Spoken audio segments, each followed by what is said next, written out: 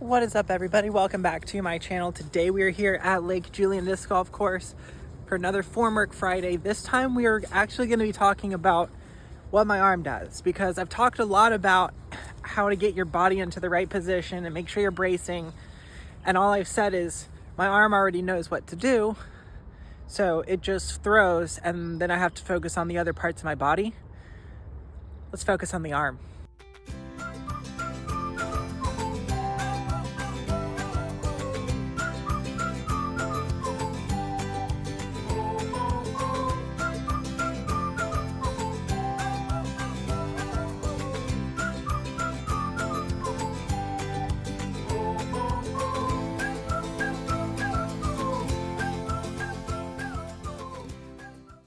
So with the backhand, your whole body is set up as levers, and we're trying to pull the muscles on the back of the arm, the back of the shoulder, the back, the torso, everything's contracting in the back to pull it that way. Now you can throw like that if you want,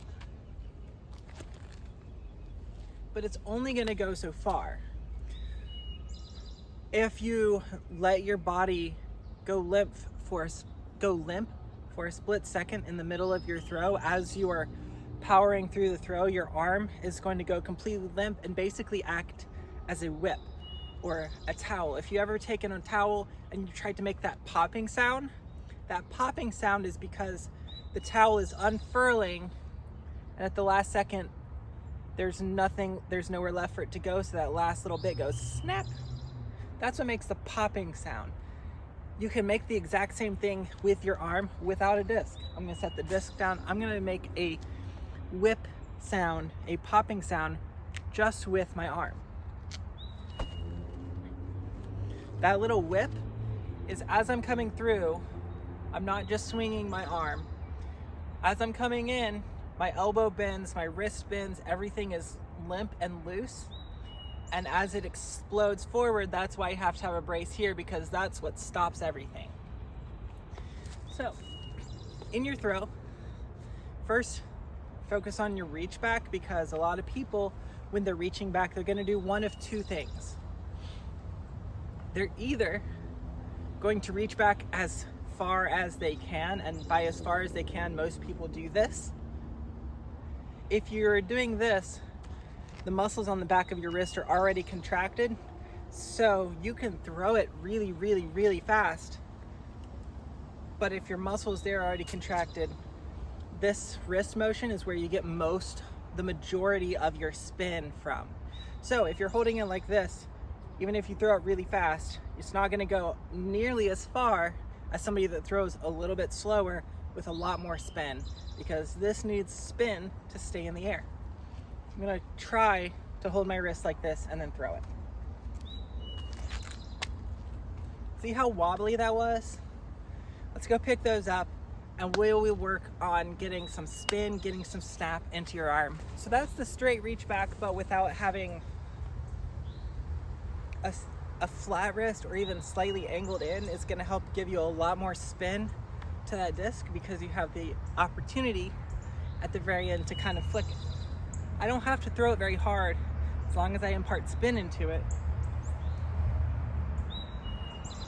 See how much glide that has? And that was about that much motion. That's just flicking, spinning it. The second issue that a lot of people have is if they're not reaching back like this, a lot of people are reaching back like this.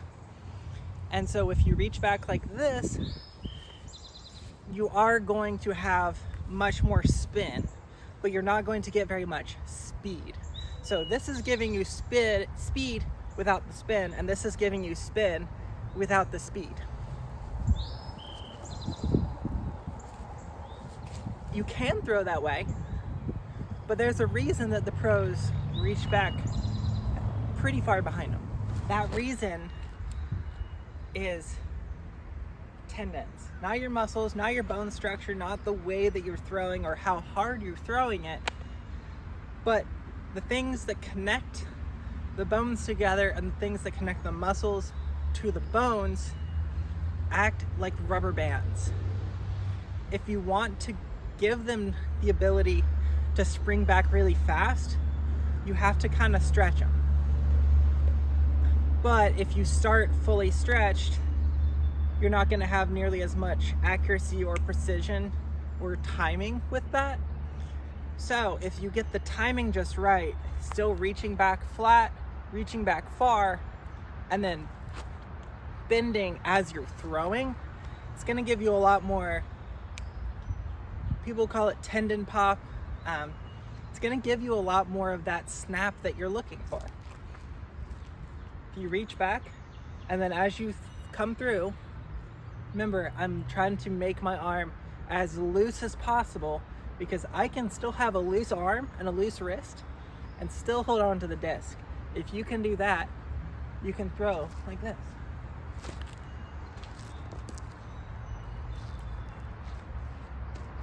And that was standstill. I can throw pretty far standstill. I just don't have as much accuracy, which is why I need that one last step into the throw. But in your standstill throw, or whenever you're working on your form, work on that. If you can get your arm to just kind of flop around, you're going to be able to get that whip motion that people are always striving to attain. And the reason they try to get the whip motion like that is when people are trying to do accuracy drills with their whips, they usually have it kind of limp to start with, and then they will throw it back and then come forward, right? Which is why we reach back and then come forward. But when they go back, basically what they're doing is they're getting the entire whip in a straight line behind them, so they can bring it forward in the exact placement that they want. And usually that's in a straight line from back to forward. So if you coil up like this, you're gonna have a lot harder time hitting your exact aim point, because you don't know if it's gonna come out here or if it's gonna come out there, right? If you reach back, you really only have a very small, you have a small window when you're reaching back and a small window when you're reaching forward. And if you continue in a straight line, it's usually gonna turn out well for you. I'm reaching back directly at the camera, and then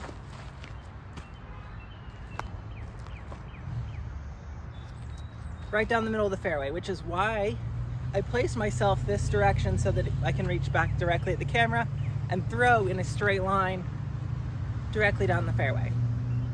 Reach back 180 degrees from where your throwing point is.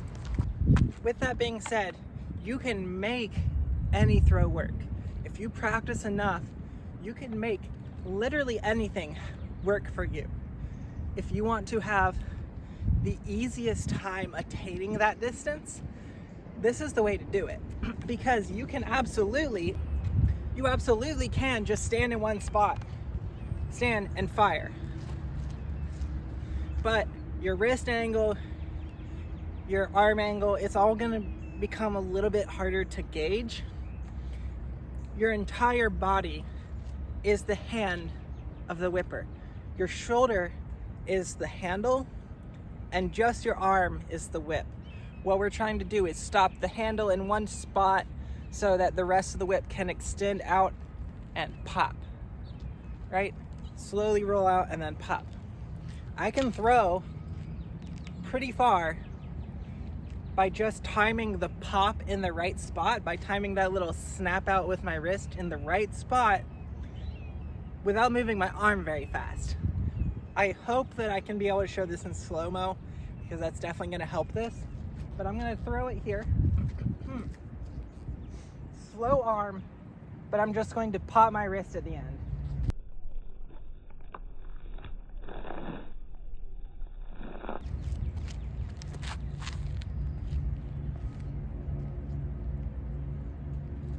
Do you see how long that stays in the air? You don't have to throw hard, you don't have to throw super powerful. As long as you time everything up right, you're gonna get way more distance, way easier than you were getting before by just trying to muscle through the throw. For comparison, I ride out two drivers. These are somewhat flippy, 8 speeds. They're brand new, so they're still kind of a little beefy for an essence. I'm going to throw one left-handed, and I'm going to try to throw it really hard. And then I'm going to show you what proper form and technique looks like. I'm going to throw it right-handed and show you, hopefully, the difference.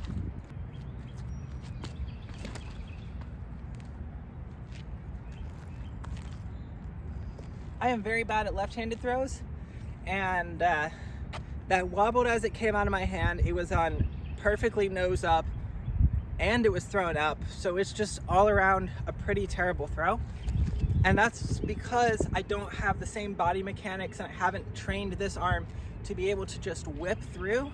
It's flailing when I try to do that, whereas this one, it's very precise, and I get to about here when I'm throwing. As I'm throwing, I get to about here, and this, most people try to put the power pocket right here. For me, the power pocket's really not right there. The power pocket's more about here. Your shoulder is already started to open up just slightly, and then from the elbow to the wrist is that last little bit of the whip. Right before the tip that's gonna snap, you go there, right? And you can do this over and over and over again, but if you hold your wrist straight, it's never going to make that popping sound. If you have that loose wrist, that tiny little bit on the end that's super loose and is going to explode, it makes much. I don't know if you can hear that. It makes much more of a whipping sound. Let's look and see what happens when you use proper body mechanics and then you try to apply some power.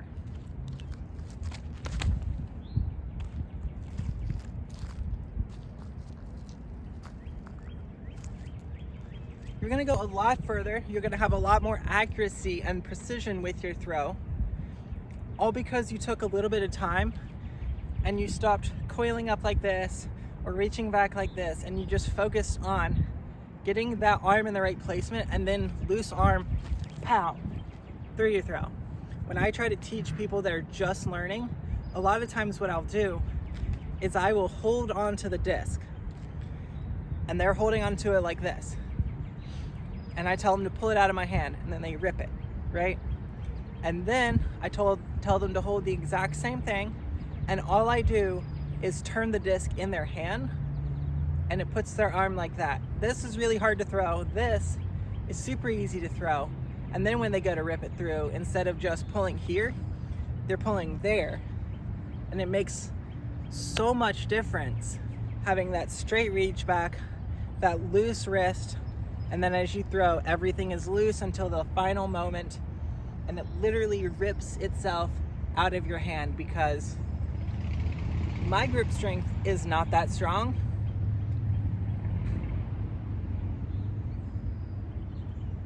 And it doesn't really matter how strong your grip strength is.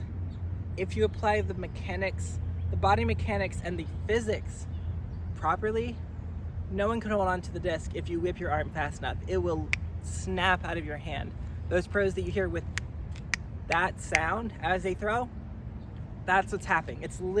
That's what's happening. It's literally ripping out of their hand, and their thumb from the top of the disc is snapping down onto their hand. If you slow motion their footage a split second after the disc comes out of their hand, and even most of the way through their follow through, you'll see that the disc is very clearly out of their hand, but their hand is still clenched like this. That's because they're holding on to it literally as hard as they can, and it is ripping out of their grasp. And if you make sure that that direction that you're whipping is down the fairway, you're gonna be able to throw so far. I did just go pick them up, and I'm coming back here. Hopefully this will show the differences. I gave somebody that throws a good bit slower than I do a spore and said, hey, why don't you try it, see how you like it. And they threw it, and I don't know if I can do it because I'm so used to spinning the disc, but I'm gonna try really hard to show what happened when they threw it.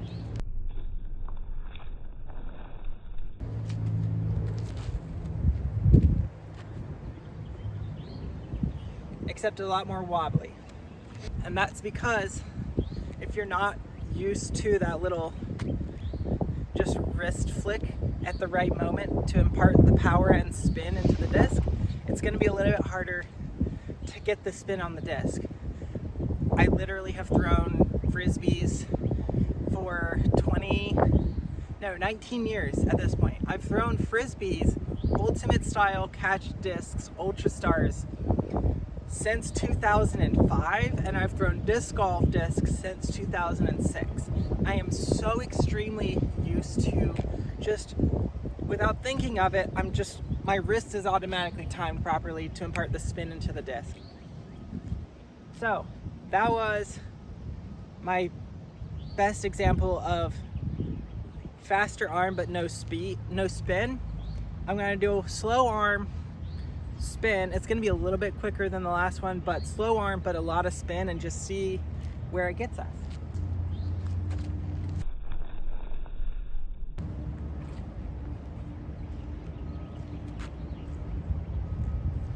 Now my miss release is Anheuser, as you can obviously tell. Both of those went to the right.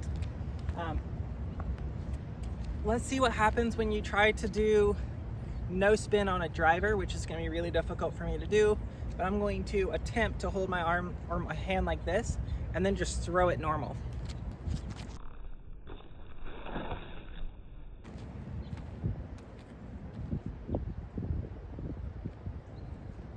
The Essence has some stability to it, especially in this brand new Neo Lumen plastic, but because I didn't impart nearly as much spin as I normally would, it's gonna hold over to the right because you put speed into it, but you didn't give it the gyroscopic effect to keep it stable and to keep it on the line that you threw it on. One last throw, hopefully I can show the difference.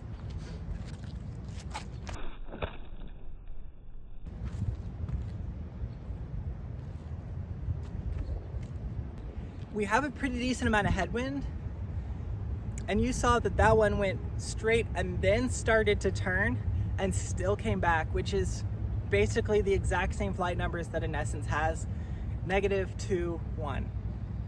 If you throw it with the right amount of spin and the right amount of speed, I can't tell you what is the right amount of spin versus the right amount of speed, because that's for you to figure out with your own discs.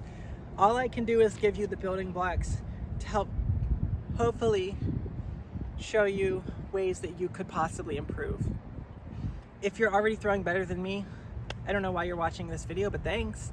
If you are trying to work on your backhand form, focus on the moment from here to there. I hope it shows up in slow-mo, but I've been noticing as I'm doing the edits on these videos that as I go to throw, at the last second, my wrist goes to about there before exploding. So my arm is literally in about this position holding onto the disc, and then it explodes. So that hopefully shows you kind of, you don't need to just spin it and you don't need to just throw it. It's a lot about timing, and you don't have to be the most powerful person or the strongest person to be able to throw the furthest. It's so much about technique, and just work on your timing, and I can only get you so far. Hopefully this is helpful. If you enjoy content like this, make sure to like the video. If you want to see new stuff, make sure to comment down below. I'm always reading the comments, and if it's a good idea, might even turn into a video. Make sure to subscribe. So many giveaways going on right now. It helps you out and it helps me out. Until next time, guys, see you out on the course.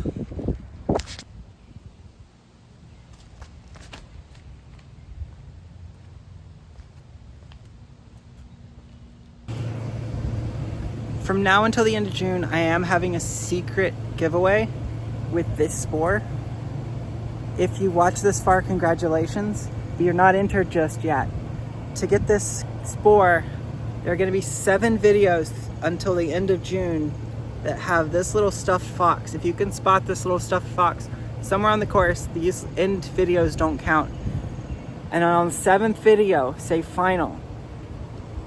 If you commented on the 8th video or the 6th video, it's not going to count. It has to be the 7th. So you have to really pay attention to all the little spots around the course. But if you comment final 7th video with this fox, you'll be entered in to win this amazing score with the super swirls in it. Amazing stamp. Beautiful. All right, bye.